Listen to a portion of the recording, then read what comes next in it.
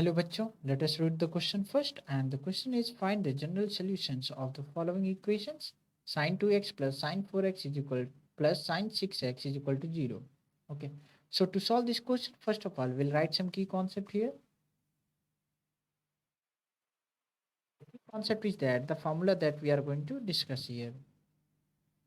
So what is the formula? So we need to know that the sin c, हम जानते हैं कि sin c plus sin d क्या देता है? ये देता है आपका 2 sin c plus d. Formula होता है plus D by two into क्या होता है cos C minus D by two होता है। ठीक है, यहाँ अब मान लीजिए साइन एक्स दिया जाए यानी साइन थीटा हो और साइन थीटा की वैल्यू साइन अल्फा के बराबर आ जाए और हमसे बोला जाए कि जनरल सोल्यूशन फाइंड आउट कीजिए, तो कैसे करेंगे? तो थीटा इज इक्वल टू इस केस में हम फाइंड आउट करते हैं N plus pi plus minus one to the power N into alpha. तो ये फार्मूला होता है जहाँ पे एन आपका क्या होता है, N belongs to Z and इसकी वैल्यू आपका होता है जीरो हो सकता है plus minus one plus minus two and dot dot dot so on. ठीक, चलिए क्वेश्चन पे आते हैं। हमारे पास क्वेश्चन क्या है, sign to X plus sign four x plus sign six x ये है। ठीक है, टू जीरो। ओके, तो अब हम क्या करेंगे इस केस में कि अब हम साइन टू एक्स और साइन सिक्स एक्स को लेकर के यानी हम इसको साथ में लिखेंगे यानी sine sine sine six X को एक साथ लिखें, ये आपका एक्स है और ये साइन फोर एक्स को अलग लिखेंगे और ये फोर एक्स होगा आपका।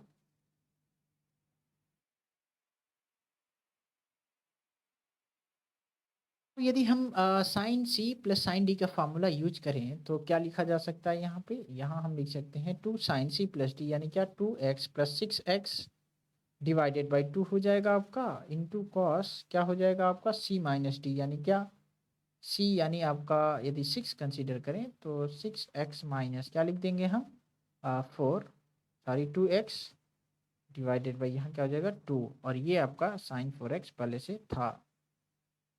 ठीक है, that will be equal to zero. ठीक है, तो ये यदि हम देखें छः दो आठ और आठ में यदि दो से डिवाइड करेंगे तो चार आ जाएगा और यहाँ पे छः माइनस दो यानी चार, चार में दो से डिवाइड करें तो दो हो जाता है यानी क्या हो जाएगा, ये आपका टू साइन फोर एक्स हो जाएगा क्योंकि दो से डिवाइड कर दिया और यहाँ यदि चार आ रहा है तो आपका ये हो जाएगा कॉस टू एक्स हो जाएगा। ठीक है, और ये आपका साइन फोर एक्स पहले से था।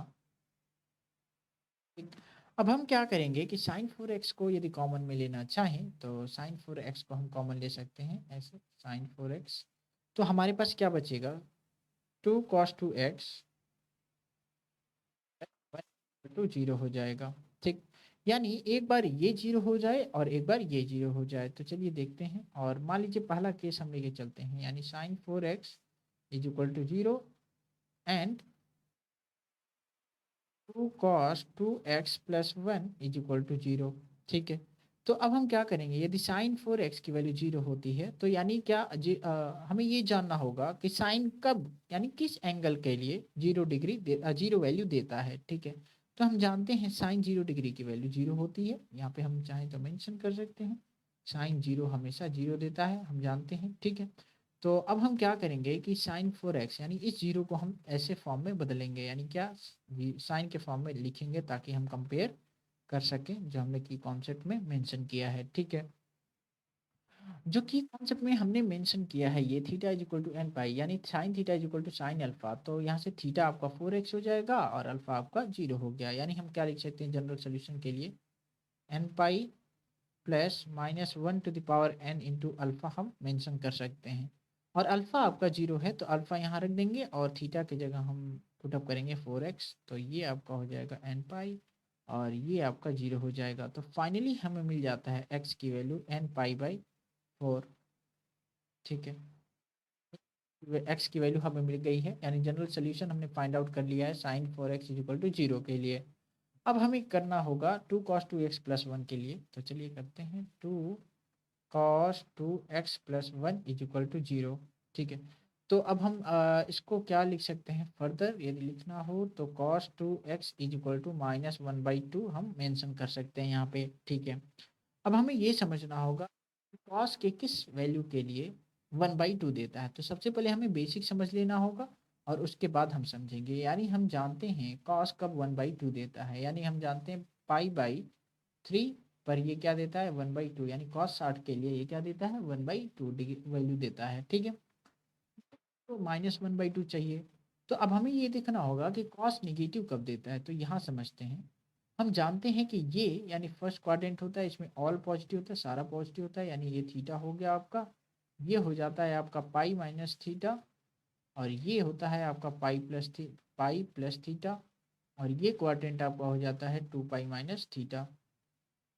2 पाई है ये, 2 पाई माइनस थीटा। ठीक। तो फर्स्ट क्वाड्रेंट में हम जानते हैं कॉस क्या होता है पॉजिटिव होता है, और लास्ट क्वाड्रेंट और we can say the fourth quadrant में भी कॉस क्या होता है, कॉस और सेक की वैल्यू यहाँ पे पॉजिटिव होती है।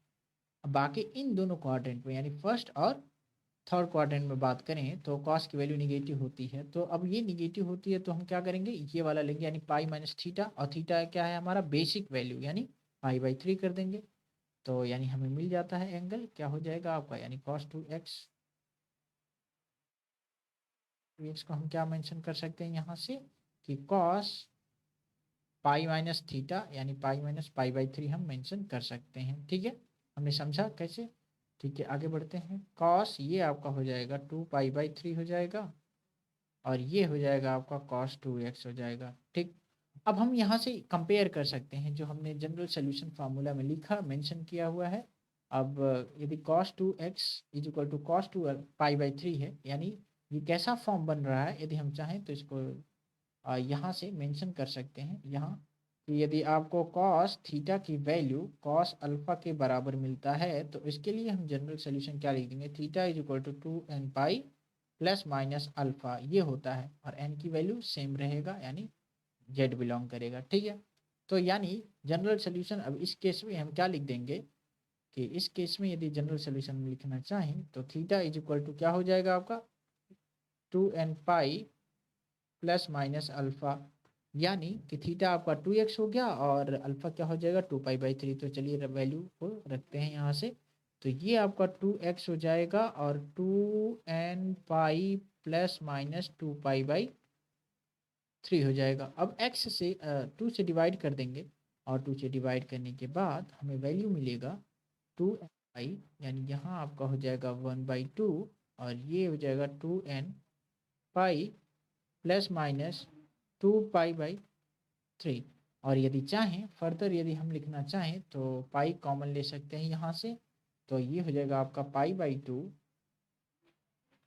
ये हो जाएगा आपका 2n plus minus 2/3 plus minus 2/3 हो जाएगा। ठीक है, देखते हैं 2n 2n पाई/2 एंड 2/3। ठीक है, तो फाइनली हमने ये वैल्यू फाइंड आउट कर लिया। ये क्या है, जनरल सोल्यूशन है आपका। ठीक है, तो या तो ये जनरल सोल्यूशन हो सकता है, और या तो हमने ये फाइंड आउट किया है ये जनरल सोल्यूशन हो सकता है। ठीक है, तो ये आपका किसके लिए है, sin 4x is equal to, यहाँ पे हम मेंशन कर सकते हैं for sin 4x is equal to 0, ये जनरल सोल्यूशन है। और ये आपका ये किसके लिए है आपका general solution, 2 cos 2x plus 1 is equal to 0, ये इसके लिए जनरल सोल्यूशन है आपका। ठीक है, तो hope you understood it well, best of luck.